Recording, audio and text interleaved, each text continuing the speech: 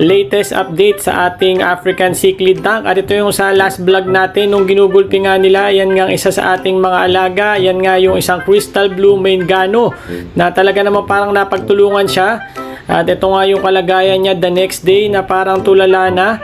Nilipat na agad natin ang tank dahil nakita natin na nasa isang sulok na nga lang siya nung African cichlid na tank at talagang kakaiba na yung galaw niya. So, medyo delikado na to kaya nga hiniwalay natin at sinama muna natin dito nga sa mga polar parrotfish na tank at under observation.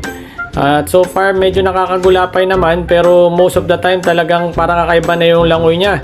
So ang suspecha natin dito is nga na parang na-stroke yata siya or di niya kinaya yung stress level kaya nga ganyan ang kanyang pagkilos. At base nga sa mga nakita natin comment suggestions before, ang mga ganyan matutulungan ng backup oxygen. So ginawa na nga natin ang paraan at dinoble natin ang oxygen sa tank na to.